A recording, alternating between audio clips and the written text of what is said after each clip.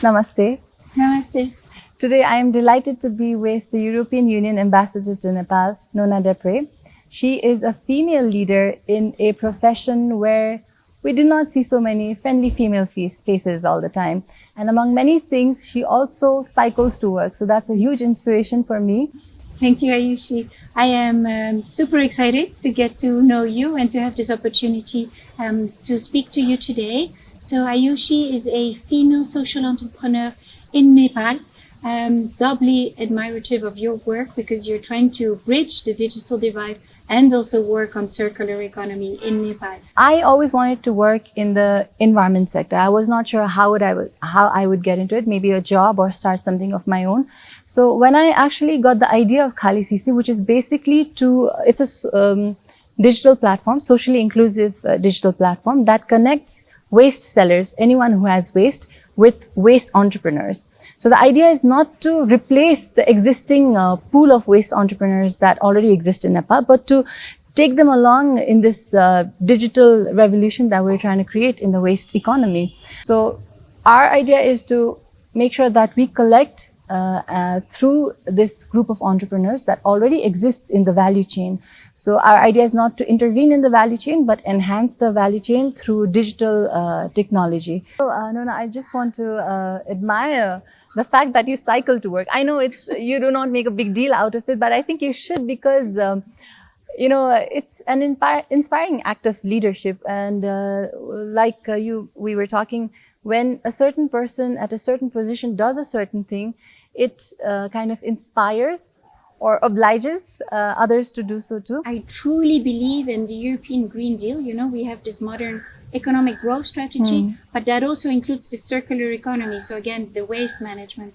So I really want to try to enact and to live this Green Deal with everything that I do as much as possible. So I'm also very happy to cycle to work because what is also very important is healthy people on a healthy planet, no? So all of these crises, they are interlinked and they all have consequences on the others. So very happy to cycle. Women are expected to be of a certain nature and exude a certain sort of personality, maybe a little more lenient or showing a little more compassion or empathy, so which sometimes might come in their way of doing the work better, right? Because you're expected to be of a certain way. Maybe you're not expected to be demanding at times. You're not expected to be aggressive.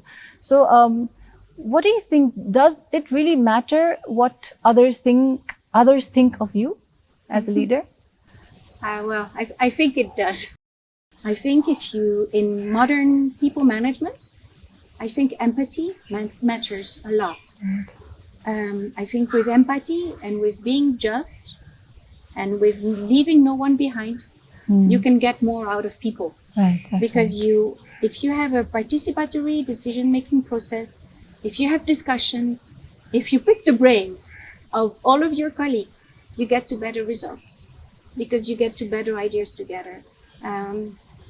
So I think for me, there is no dichotomy between being empathic and being demanding. I think that me personally, I try to be empathic, but I also think that I have the right to be demanding. A lot of Khalisisi friends, even like I mentioned, I also had my guards up about being of a certain personality. They also initially were not completely themselves. They were very hesitant to work with me. They weren't very sure of working with me.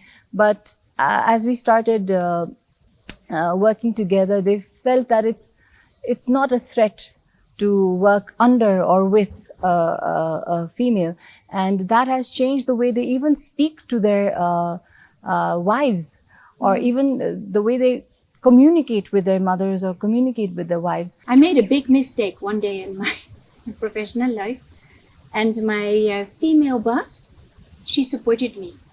Okay. So she still trusted me. She said, "Don't worry, it's okay to make mistakes. Next time it will be better. And now I will just continue to support you." I think that also mattered a lot to me because it makes you daring. It makes you dare to do things, knowing that it's okay to make mistakes. And then, of course, to trust in yourself. Right. So I applied to become a European Union ambassador. I thought nothing to lose, no? I mean, you can apply. And then, so I'm very honored and privileged to be here and to serve the European Union here in Nepal. So it's possible.